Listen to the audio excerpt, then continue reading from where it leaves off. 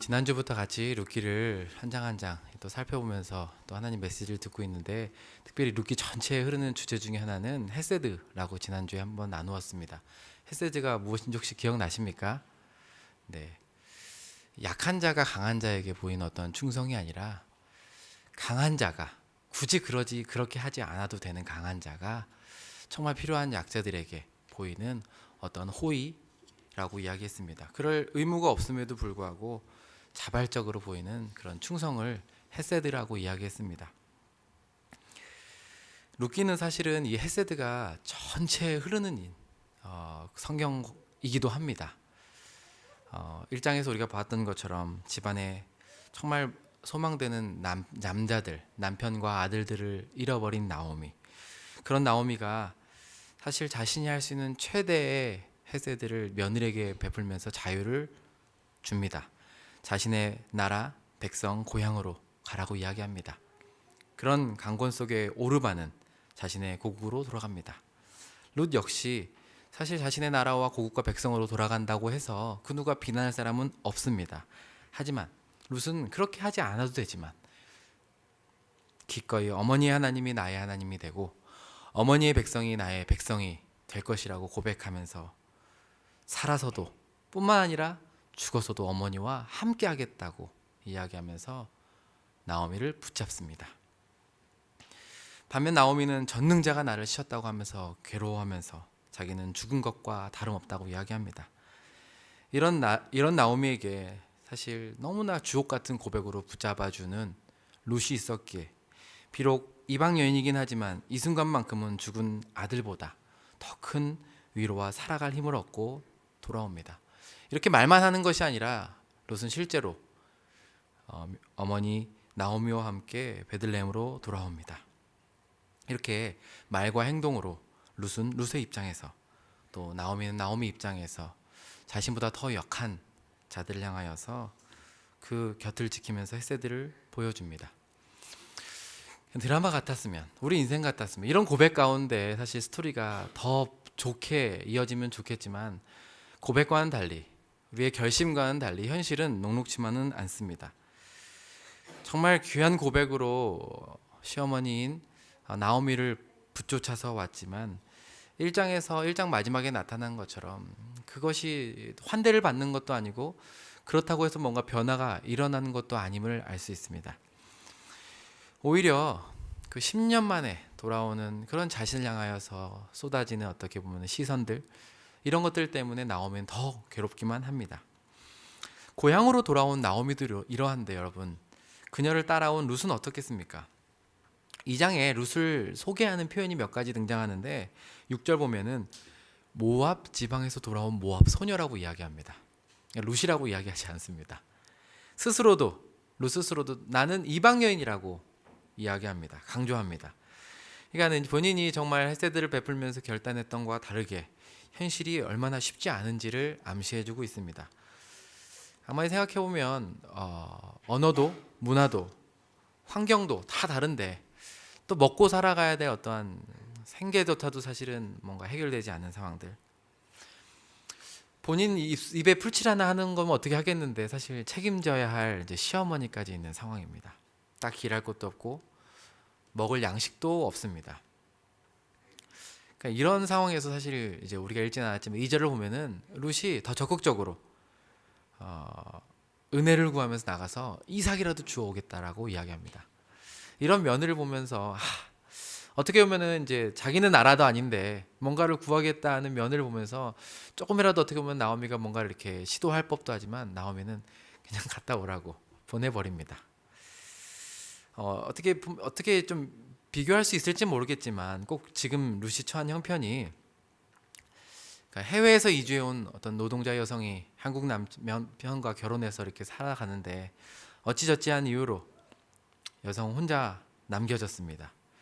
자신뿐만이 아니라 생계를 위해서 가족을 돌봐야 되는데 할 일이 없습니다. 그래서 어쩔 수 없이 나가서 파지, 종이라도 주워서 생계를 이어야 되지 않을까, 이런 마음으로 나가는 여인과 같지 않을까. 어디로 가야 될지 모릅니다. 어디 가면은 종이가 많이 쌓였을지, 오늘 하루는 어떻게 해서 뭔가를 구해볼지 알 수 없습니다. 하지만 룻은 오히려 더 당당하게 걸음을 내디디면서 하나님의 은혜를 구하는 장면이 오늘 2장을 시작합니다. 이렇게 룻이 집을 나오면서 일을 구하는 장면과 또 다르게 한 인물 등장시키면서 시작을 하는데 그것은 바로 보아스입니다. 1절에 보면 그 보아스를 잠깐 언급하며 소개하는데 그는 엘리멜렉의 친족으로 유력한 자라 이렇게 소개합니다. 유력한 자라는 뜻은 말 그대로 강하고 위대한 자, 덕망 있고 부유하면서 어떤 사회적으로나 명성이 칭송을 받는 사람이라는 뜻을 의미합니다. 어떻게 보면은 이 친족 그리고 유력하다 이 두 가지 표현에서 사실은 나오미와 나오미 가정에게 필요한 것이 뭡니까? 양식과 또 대를 잇는 건데 이 두 가지를 모두 한 방에 해결할 자가 바로 이 사람이다 라고 말해주는 것과 똑같습니다. 텅 빈 나오미를 채울 수 있는 그 모든 것을 갖출 수 있는 사람이 바로 누구다? 이 사람이다 이렇게 얘기해 주는 겁니다. 그 이름이 뭐라고요? 보아스다. 이름도 괜히 멋있어 보이지 않습니까? 사실 이 장면은 우리는 너무 익숙한 장면입니다. 왜 그렇습니까? 이 신분의 차이를 뛰어넘는 사랑 이런 거 되게 드라마에서 많이 보셨지 않습니까? 너무 우리에게는 흔한 주제 같습니다. 사실 유력한 자 엘리멜렉의 친족 보아스다라는 말이 들었을 때 우리는 딱 감이 옵니다. 뭐 이렇게 연결되겠네. 하지만 룻은 또 나오면은 전혀 알 수 없는 상황. 하지만 오늘 하루를 뭔가를 먹고 살기 위해서 나가야 되는 상황. 이 두 가지 장면이 대주적으로 2장을 시작합니다. 2장도 1장과 마찬가지로 크게 세 부분으로 나누어 살펴볼 수 있습니다. 1절에서부터 7절까지 그리고 우리가 함께 읽은 8절에서부터 16절까지 그리고 17절에부터 마지막 절까지 이어집니다. 전반부는 이렇게 새로운 인물 보아스가 등장하고 이삭을 주우러 생계를 위해서 이삭을 주우러 떠나는 룻 그리고 우연히 보아스 밭에 이르러서 보아스의 눈에 띈 룻이 등장합니다. 그런 배경을 설명해주고 있습니다. 그리고 마지막 17절에서 23절은 그 보아스를 만나서 곡식을 받아온 룻과 집으로 돌아와서 시어머니 나오미와의 대화가 기록되어 있습니다. 그리고 그 중간에 우리가 함께 읽은 본문인 8절에서부터 16절 이것은 바로 따끈따끈한 보아스와 룻의 대화로 채워져 있습니다. 막 기대되지 않습니까? 기대되시죠? 특별히 여러분 기억나실지 모르겠지만 지난번 1장을 살펴볼 때도 저희가 가운데 장을 읽었는데요. 거기도 보면은 누구와 누구와의 대화가 나오냐면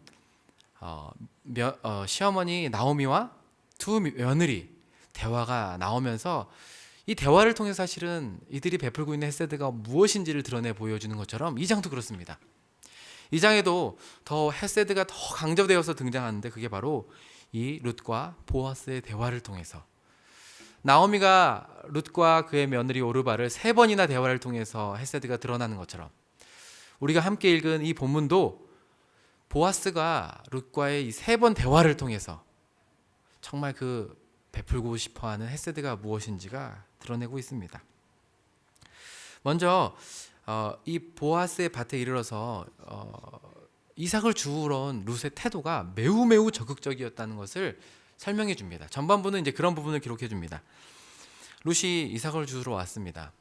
이제 보아스의 눈에 띈 룻을 보면서 보아스가 그의 종들에게 묻습니다. 저 여인이 누구냐고, 저 소녀가 누구냐고. 그랬더니 종들이 이야기합니다.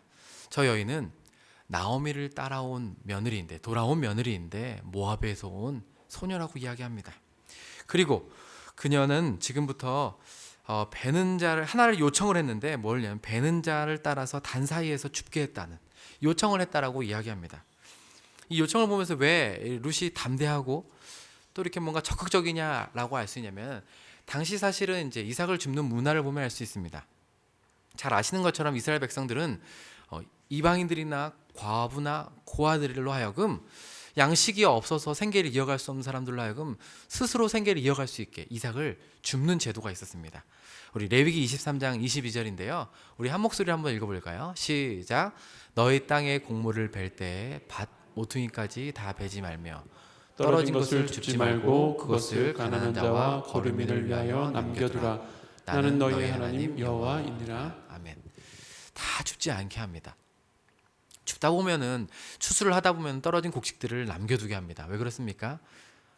가난한 사람들, 고아나 과부 스스로 생계를 유지할 수 없는 사람들이 이 이삭을 주어서 그 생활을 이어갈 수 있게끔 하는 제도입니다. 그런데 이제 뭐가 다르냐면 사실 이제 이스라엘 백성의 문화를 보면은 이제 남자들이 하는 일이 있고 여자들이 추수할 때 하는 일이 있습니다. 남자들은 이제 힘이 좋다 보니까 물을 길러 와서 물을 먹게 하거나 또는 곡식단을 베는 일을 합니다. 곡식을 베고 쭉 가면은 뒤에 소녀들이 따라와서 어떡하면 쓰러진 곡식단을 묶어서 옮겨 놓습니다. 그러면 그렇게 옮겨둔 다음에 남은 곡식단을 이제 사실은 이제 줍는 사람들이 줍게 하는 겁니다. 이게 원래 순서인데 지금 룻이 요구하는 건 뭡니까? 그거 아니라 기다렸다 하는 게 아니라 어떻게 한다고요? 배는 그 사이에서 배는 사람을 따라가 가지고 내가 줍겠다는 겁니다. 그러니까 한 걸음 더 나아가서 적극적인 요청이고 바로 줍겠다고 말하는 이런 룻의 모습입니다. 누가 보면은 정말 참 룻이 적극적인 여성이네, 참 담대하다라고 말할 수 있겠지만 꼭 그렇게만 생각하기 어려운 것은 여러분 한번 생각해 보십시오. 내가 일을 하지 않으면, 내가 빈손으로 돌아간다면, 정말 책임질 누군가가 있는 가장이라면, 그 여인이라면 사실 그것은 빈손으로 돌아갈 수 없는 그녀의 상황과 형편이 오히려 그녀를 더 담대하게 했다고 말할 수밖에 없지 않겠습니까? 흔히들 아줌마들 죄송합니다. 아이를 둔 어머니들은 뭔가 더 용감하고 담대하다라고 이야기합니다. 맞습니까? 원래부터 그렇습니까? 아닙니다. 원래는 모두 다 너무나 순수하고 여성성이 충만하신 분들이었습니다. 하지만 자녀를 돌보고 키우다 보니까 어쩔 수 없이 앞장서서 해야만 하는 것들을 하다 보니까 그렇게 된 부분이 없지 않지 않습니까? 마찬가지입니다. 룻도 원래는 이제 그러한 성향이었다라기보다 사실 이방 여인인데 어떻게 나가서 더 담대하게 구하겠습니까? 하지만 지금 이렇게 자기가 일하지 않으면 안 되는 상황에 자기를 그렇게 몰아가고 있습니다. 어쨌든 간에 이러한 룻의 요청에 사환도 사실 어떻게 결정할 수 없는 것처럼 보아스에게 답변을 기다립니다. 그리고 그런 상황에서 8절 9절 보아스가 이야기합니다. 뭐라고 이야기합니까? 우리 8절 한 목소리 한번 읽어보도록 하겠습니다. 8절 한번 읽겠습니다. 시작. 보아스가 룻에게 이르되 내 딸아 들으라. 이삭을 주우러 다른 밭으로 가지 말며 여기서 떠나지 말고 나의 소녀들과 함께 있으라. 뭐라고 표현합니까? 내 딸아. 이것도 어디서 많이 들어봤던 표현 아니겠습니까? 나오미가 며느리를 정말 진심으로 돌려보냈었던 표현.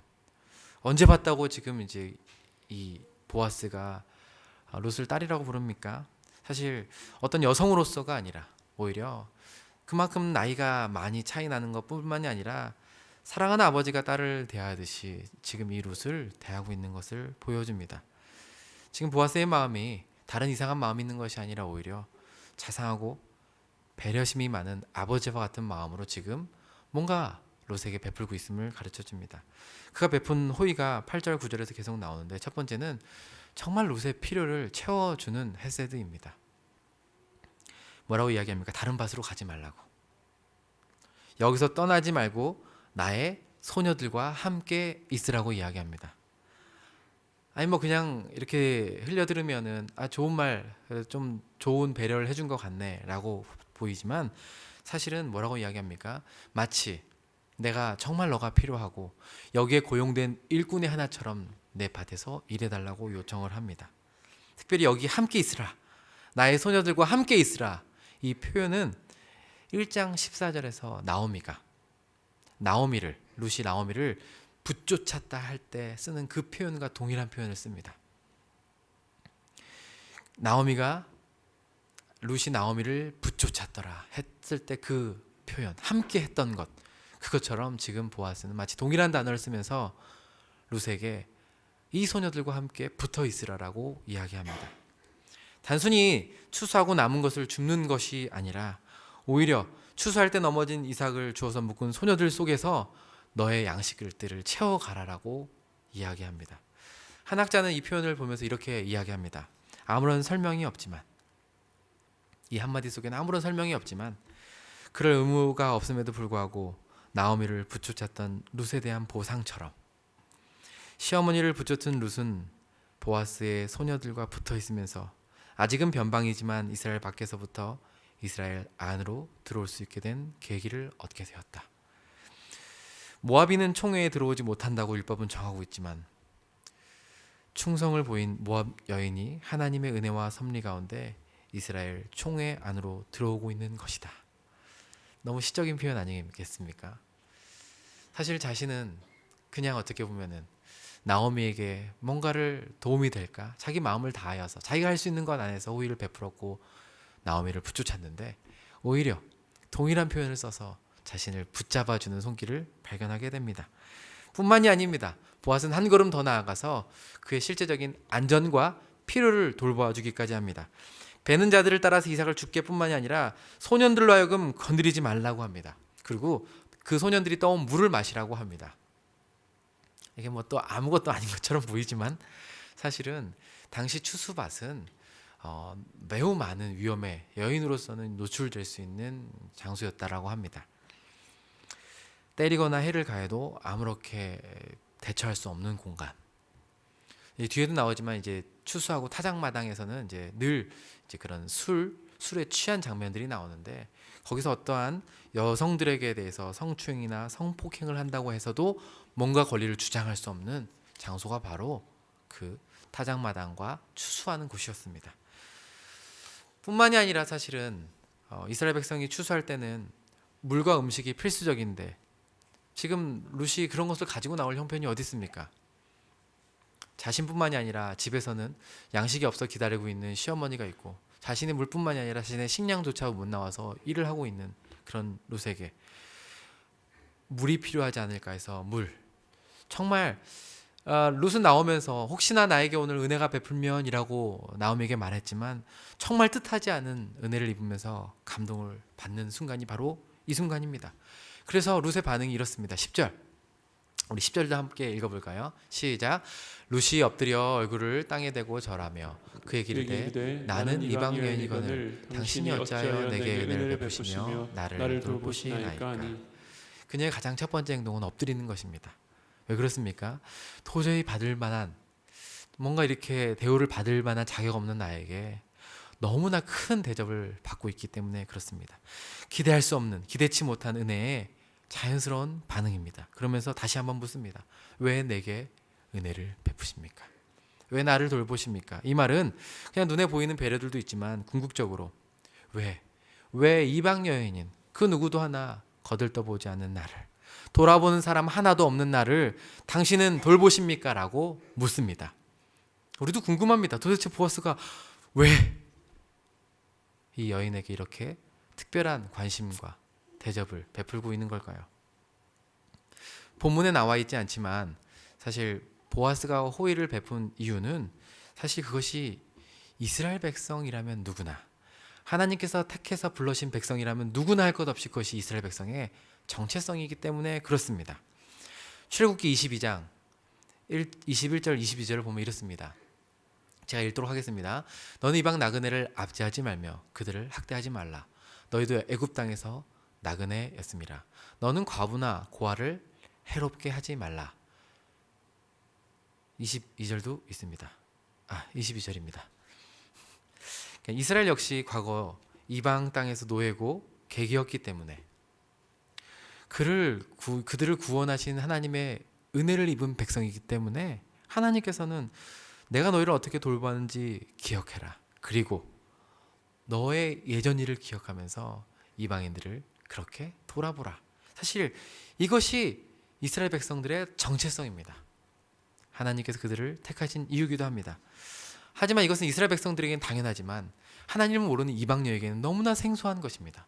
왜 이방 여인이 나에게 이렇게 자비를 베푸시나이까?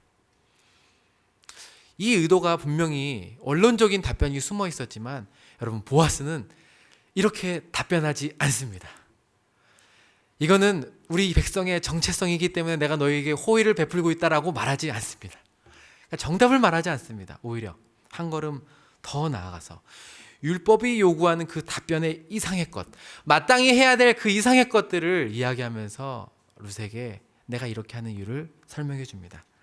너무나 감동적인데요. 이게 제가 혼자서 읽긴 아쉬워서 우리 같이 읽으면 어떻겠나 싶습니다. 우리 11절 12절입니다. 우리 한 목소리로 11절 12절 읽겠습니다. 시작. 보아스가 보아스가 그에게 그에게 대답하여 대답하여 이르되 이르되 내 남편이 죽은 후로 내가 시어머니에게 정한 모든 것과 내 부모와 고국을 떠나 전에 알지 못하던 백성에게로 온 일이 내게 분명히 알려졌느니라. 여호와께서 내가 행한 일에 보답하시기를 원하며 이스라엘 하나님 여호와께서 그의 날개 아래 보호를 받으러 온 내게 온전한 상 주시기를 원하노라 하는지라. 아멘. 감동이 전해지지 않습니까? 왜 이방인 나를 이렇게 돌보십니까? 다른 이유들을 얘기할 수 있었는데 보아스가 한 말을 보십시오. 그는 먼저 룻 너가 한 일을 언급하고 있습니다. 남편이 죽은 일, 살소망이 끊어져 버린 일. 하지만 그럼에도 불구하고 시어머니에게 보인 그 헤세드, 정말 충절 어린 그 사랑이 어떠한지를 언급합니다. 뿐만이 아니라 자신의 부모와 고국을 떠나서 정말 알지 못하는 백성들에게 와서 그 시어머니를 공경한 일을 언급합니다. 하나님이 어떠한 분이십니까? 그분은 그분의 날개 아래로 피하는 모든 자들을, 자신의 백성뿐만이 아니라 이방인조차도 돌보시는 분이시라고 이야기하면서 여호와께 간구합니다. 그런 너에게 하나님께서 은혜 베푸시기를 원한다. 갚아주시고 온전한 상 주시기를 원한다. 여기서 온전한 상은 단순히 보상이 아니라 사실 특별한 의미를 담고 있는데, 이 온전한 상이라고 했을 때 이 상은 구약에 4번밖에 등장하지 않는 특별한 표현입니다. 그 중에 한 번이 여기 룻기에 나오고 나머지 3번이 바로 야곱과 라반의 관계 가운데서 야곱이 라반의 집에서 수고하여서 나에게 얻을 상이 무엇입니까? 라고 할 때 그 보상이 무엇입니까? 바로 그 두 여인 아닙니까? 레아와 라헬. 사실 여기서 말하는 온전한 상은 바로 이 나오미 가정이, 그리고 룻이, 어떻게 보면 기대할 수도 없고 소망할 수도 없는, 정말 이 룻이 가정을 이루어서 그 가정이 자자손손 이어져 가는 그 상, 남편을 얻어서 결혼하고 후손을 얻는 상을 지금 보아스는 이 여호와의 이름을 빌어 정말 갚아주시고 그의 날개 아래에 숨는 자들을 정말 돌보시는 그 하나님의 이름을 빌어서 축복하는 것입니다. 여러분, 룻의 입장이 되어 보십시오. 정말 자기 하나 알지 못하는, 그냥 시어머니 믿고 왔는데, 그래서 정말 어떻게든 간에 먹여 살아야 되고 먹고 살아야 되니까는 어디가 갈지 모르는데 갔는데, 거기가 마침 보아스의 밭에서 일을 하고 있는데 나에게 일할 기회를 주는 것뿐만이 아니라 물을 길러주고 소년들로 하여금 나를 보호해주는 어떤 사람 앞에서 왜 나에게 이렇게 하십니까? 라고 하는데, 지금 이 대답을 듣는 거예요. 남편이 죽고 자식 없이 시어머니와 홀로 남은 상황 가운데서 나이는 젊고 차라리 혼자였다면 뭔가 다른 시작을 해볼 수 있겠지만, 오히려 고향을 버리고 시어머니를 따라서 낯선 이방 땅에서 이방 여인으로 살아간다는 것, 그 누가 알겠습니까? 혼자서 뭔가 정말 보이지 않는 길을 걸어가야 된다는 것, 책임져야 될 누군가를 또 자신 혼자 책임지기도 힘든데 누군가의 인생을 책임져야 되는 그 어깨의 무게감, 이 세상에서 누구와 나눌 사람도 없습니다. 그런데 그 마음을 마치 그 자리에 있었던 것처럼 알아봐주는 사람이 있다니, 누가 이렇게 한 시인이 룻의 마음을 전합니다. 나를 아신다. 나를 아신다. 홀로 울고 있던 나를 아신다. 그분만 알고 계시면 충분하다고 위로하며 지내왔던 모든 세월들. 하지만 지금 이 순간 마치 그 주님의 음성처럼 나를 아시는 분으로 인해서 그간 내 마음의 상처와 흐르는 눈물이 단숨에 씻겨져 내려간다. 그런 마음 아니었을까요? 그냥 다른 호의를 베푸는 것도 너무 감사하지만 지금 나를 알아주는 사람을 만난 겁니다. 이 보아스의 말 가운데서 나의 마음이 다 읽혀지는 겁니다. 다 말할 수 없었고 말하지 않았던 그 모든 부분들까지도 지금 이 보아스가 말하는 이 고백을 통해서 그의 눈물과 상처가 씻겨져 내려갑니다. 그의 말이 얼마나 위로가 되었던지 13절에 이렇게 이야기합니다. 우리 13절도 한번 같이 읽어볼까요? 시작. 루시 이르되 내 주여 내가 당신께 은혜 입기를 원하나이다. 난 당신의 하녀 중에 하나와도 같지 못하오나 당신이 이 하녀를 위로하시고 마음을 기쁘게 하는 말씀을 하시나이다. 정말 하녀 중에 하나도 갖지 못한 자신을 위로하시고 은혜를 베푸시는 그 은혜를 내가 더 원합니다. 자신의 형편을 깨닫고 자신이 정말 어떤 존재인지를 낮추면서 그 베푸신 사랑과 은혜를 감사하게 받습니다. 보아스의 배려는, 보아스의 헤세드는 여기서 끝이 아닙니다. 마지막 세 번째 대화 가운데 사실은 그 누가 요청하지도 않았고 구하지도 않았는데 한 걸음 더 나아갑니다. 14절에 보니까 그녀를 식사의 자리로 초대합니다. 이리 와서 떡을 먹으라. 사실 이 식사의 자리는 보통 그 친구들, 동료들을 초대하는 자리 아니겠습니까? 근데 진짜 룻의 고백대로 하녀 중에도 같지 않은 그 여인을 식사의 자리로 초대합니다. 그리고 뭘 줍니까? 떡을 줍니다. 떡! 얼마나 애타게 찾던 겁니까? 나오미가 고향을 떠났던 이유가 뭡니까? 베들레헴에 흉년이 들어 떡집에 떡이 없어서. 그가 돌아왔던 건 뭡니까? 다시 베들레헴에 양식을 주신다는 떡. 근데 그 떡을 지금 룻이 받아먹고 있습니다. 정말 친구처럼 식사의 자리에 초대하는 것만이 아니라 이것은 공동체 안으로 들어가는 것입니다. 베들레헴에 떡이 없어서 모압으로 이주한 나오미가 텅 빈 채 들어왔는데 여호와께서 자기 백성을 돌보시고 떡을 주셨다는 소식을 듣고 들어왔는데 지금 비록 나오미는 아니지만 그 함께 돌아온 모압 여인이 떡을 먹고 있는 순간인 것입니다. 그리고 뭐라고 말합니까? 배불리 먹고 남았더라.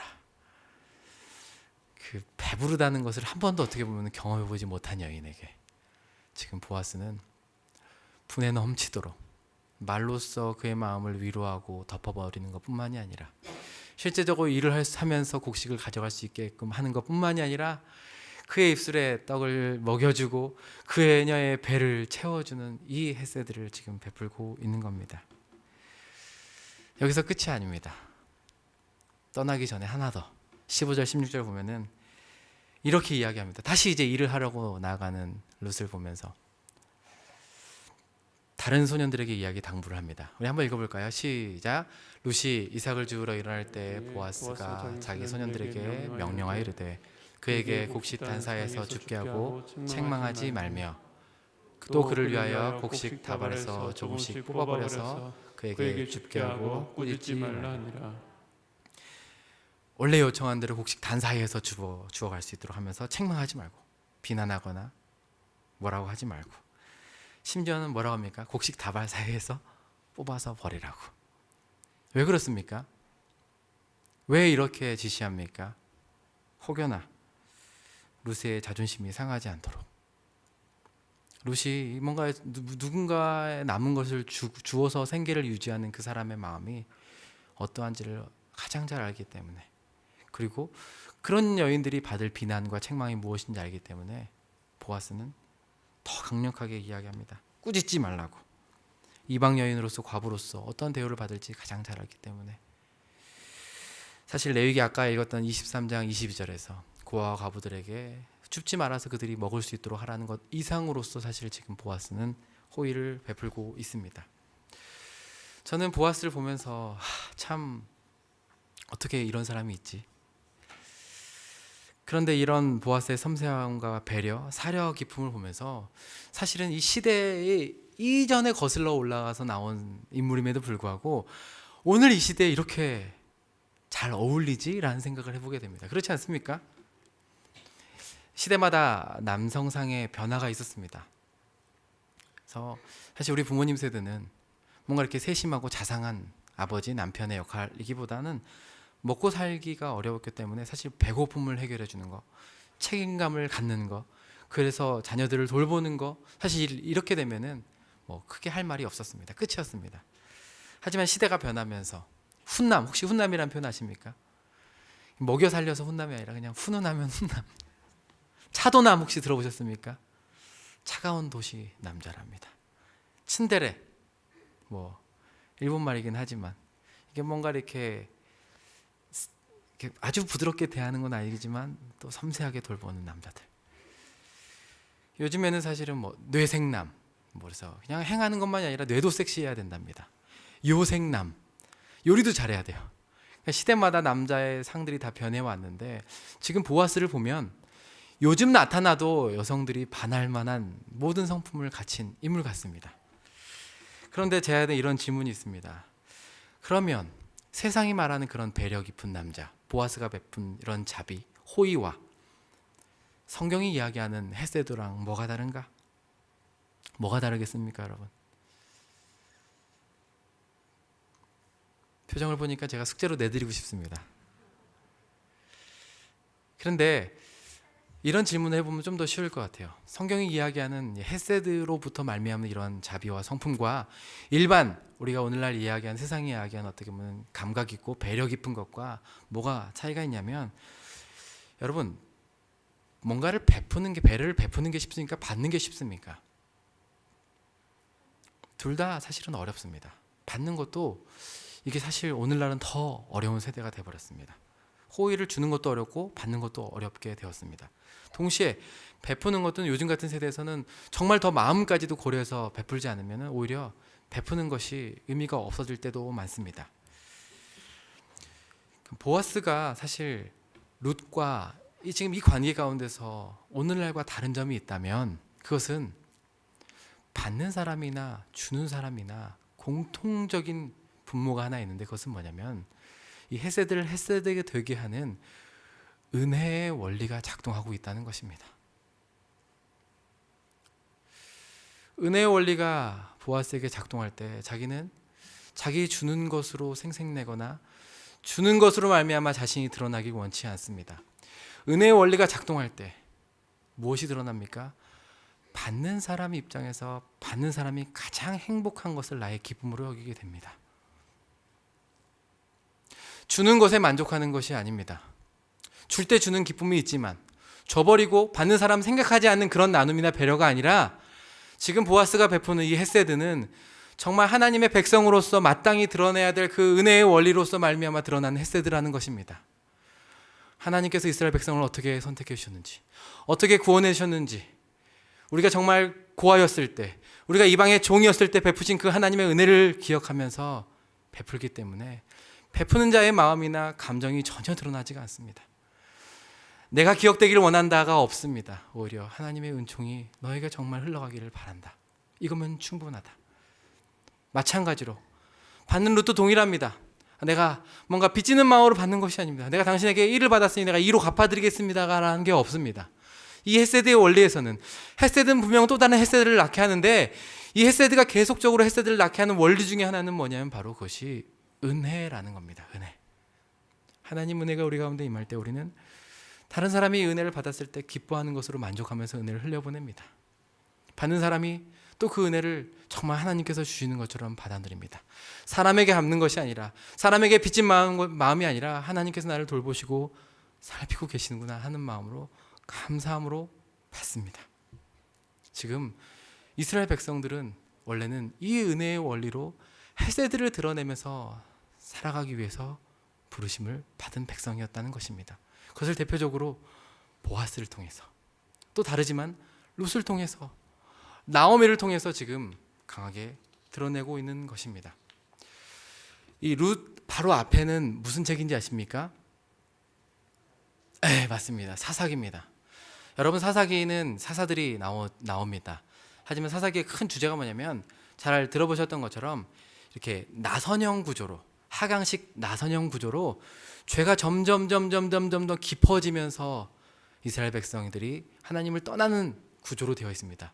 하지만 여러분, 사사기와 사무엘 사이의 이 룻기는 하나님의 은혜가 점점 커져가면서 헤세드를 통하여서 드러나는 하나님의 은혜가 점점 더 수직적으로 상승하면서 이스라엘 백성이 회복되는 것을 사실은 그려주고 있는 것입니다. 여러분, 하나님께서 여러분께서 베푸신 그 헤세드를 기억하십니다. 아멘이십니까? 다 압니다. 여러분이 바라지 않고 했던 그 모든 마음들과 충동들을 하나님께서 아십니다. 하나님께서 그것들을 기억하시고 또 보응해 주십니다. 하지만 동시에 그 햇새들은 또 다른 햇새들을 낳습니다. 그런데 어떨 때 낳습니까? 이 은혜의 원리가 흘러갈 때, 하나님께서 나에게 베푸신 은혜가 너무나 커서 나 역시 누군가를 위해서 그 옆에 정말 사랑과 충성으로 그 자리를 지켜낼 때, 또 그것을 정말 하나님의 은혜로 받아 누리는 사람들을 통하여서 하나님의 공동체는 회복됩니다. 이것이 바로 자연스러운 모습입니다. 교회가 어떤 곳입니까? 저는 이 은혜 원리가, 헤세드가 자발적으로 드러나는 공동체라고 믿습니다. 최근에 제가 배우고 있는 원리가 하나 있습니다. 저도 한동안 목회를 쉬고 있다가 다시 목회를 하면서 하나님께서 참 여러 가지로 배우게 하시고 은혜를 주십니다. 그 중에 하나가 바로 이 원리입니다. 뭐냐면 하나님께서 정말 한 사람이 주께 돌아오는 것을 기뻐하시고 한 사람이 은혜 받고 회복의 자리로 나오시는 것을 기뻐하시는구나, 이 원리입니다. 아니 뭐 다 아는 거 아닙니까? 라는 표정이신데 제 마음에는 그런 게 있습니다. 교회는 세상과 뭐가 다릅니까? 라고 물을 때 제가 잘 그것들을 구별할 수 없었는데 요즘 제가 배워가고 있는 겁니다. 늘 교회를 최근 이제 한두 달 같이 이제 또 섬겨가면서 어떤 분들이 보이냐면, 새로 오시는 분들도 그렇고 또 분당 우리 교회에서 이렇게 파송받아 오신 분들도 늘 참 은혜가 필요한 분들이 꼭 한두 분씩 계십니다. 지쳐 계신 분도 계시고 또 새 가족 중에서는 너무나 큰 상처와 낙심 가운데 오시는 분도 계십니다. 그런데 제가 그분들을 이렇게 보고 만나고 또 이제 만나지 못하지만 소식을 들을 때마다 제 어떤 부분에 있어서 뭐가 이렇게 운행이 되냐면, 어떻게 보면 그 한 사람이 은혜를 받고 회복될 수 있을까를 계속 생각을 하게 되는 거예요. 제 목사님과도 계속 그런 얘기를 나눕니다. 이분이 어떻게 다시 한번 일어설 수 있을까? 많은 어려움을 받고 오셨는데 어떻게 회복될 수 있을까? 그러면서 거기서 그치는 것이 아니라 우리가 준비하는 모든 사역에 그분에게 이렇게 어떻게 보면 이분이 이 사역을 통해서 이렇게 회복될 수 있을까를 염두에 두면서 포커스를 맞추는 거예요. 외부에서 오실 뿐만이 아닙니다. 분당 우리 교회에서 파송받아 오신 분들 가운데서도 또 다양한 마음들이 사실 지나면서 이렇게 어려울 수도 있잖아요. 그런 부분들 들을 때마다 어떻게 하면은 이분이 지금 우리가 준비하는 여러 가지 예배와 또 사역들을 통해서 회복될 수 있을까를 계속 생각하면서 준비하게 됩니다. 그러면서 이 말씀이 떠올랐어요. 누가복음 15장 4절에서 6절. 아마 잘 아시는 말씀입니다. 같이 한번 읽어볼까요? 시작. 너희 중에 어떤 사람이 양 100마리가 있는데 그 중에 하나를 잃으면 99마리를 들에 두고 그 잃은 것을 찾아내기까지 찾아다니지 아니하겠느냐. 또 찾아낸 즉 즐거워 어깨에 메고 집에 와서 그 벗과 이웃을 불러 모으고 말하되 나와 함께 즐기자. 나의 잃은 양을 찾아내오노라 하리라. 아멘. 세상은 사실 소위 민주적이고 평화하고 공정하다고 할 때 뭐를 이야기하냐면, 모두가 한 표씩 행사하는 것들, 모두가 만족하는 것들을 평등하다, 공평하다라고 말할 수 있습니다. 하지만 교회는, 하나님 나라의 공동체는 이와는 전혀 다른 개념에서 이야기합니다. 그것은 무엇이냐면은, 정말 너무나 잘 지내시는 99분에게 포커스 맞춰서 사역을 해도 되지만, 그리고 그래야 될 때도 참 많지만, 100명의 성도 가운데 99명이 만족하며 지내지만 한 명의 성도가 어려워하고 시험에 있기 때문에 모든 사역을 그분에게 맞춰서 고민하고 생각해 보는 곳. 99에 포커스 맞춰서 사역하라고 세상은 이야기합니다. 그게 더 효율적이고 그게 더 공평하고 다수결의 입장에서도 그게 맞지 않냐라고 이야기합니다. 하지만 교회는 이 한 사람에게 어떻게 하면 은혜가 흘러갈 수 있을까를 고민하는 곳이어야 된다는 것입니다. 이 한 사람을 위해서 모든 사역이 이 한 사람을 위해서 존재하는 것처럼 흘러가도 괜찮은 곳이라고 말하는 것이 바로 교회 공동체라는 겁니다. 제가 이거를 요즘에 배워가고 있어요. 그래서 하나님께서 많은 또 하나님의 백성들을 만나고 교제하고 하셔서 너무나 감사합니다. 또 기뻐하시는 분들 만나서 너무 기쁘고 얼굴만 봐도 좋으신 분들이 너무 많아서 기쁩니다. 하지만 동시에 저도 티낼 수 없지만 또 동시에 숨죽여서 기도하고 계시는 어떤 한 분, 멀리서 은혜를 위해서 찾아오시는 한 분, 아직 숨죽여서 등록하지 못하시는 그 한 분, 그리고 또 분당 우리 교회에서 파송받아 왔지만 어떻게 또 이 마음을 정하지 못해서 고민하고 계시는 그 한 분, 그 한 분을 위해서 내 모든 사역과 우리 교회 사역이 맞춰진다고 해도 그것이 허비나 낭비가 아니라 오히려 이것이 하나님의 은혜가 다스리고 하나님의 헤세드가 드러나는 공동체라는 것을 더 확신하게 됩니다. 사랑하는 성도 여러분, 그래도 수요 예배 나오신 여러분들은 또 그 누구들보다 이 하나님의 은혜를 누리고 또 사모하시는 분인 줄 믿습니다. 맞으십니까? 여러분들에게 같이 권하고 나누고 싶고 초대하고 싶습니다. 그것은 뭐냐면 이곳이 또 만족하는 사람들에게는 더 기쁨이 충만하고 그 기쁨이 또 아직 들어오지 못하는 소수들에게도 흘러가면서 그 하나님의 공의와 하나님의 자비가 드러나는 그런 공동체, 그런 교회가 되기를 같이 소망하고 꿈꾸고, 그 하나님의 은혜가 누군가를 통해서 흘러가면 어떻습니까? 그것이 하나님의 은혜라면 이 교회가 하나님의 이름을 드러낼 것을 믿습니다.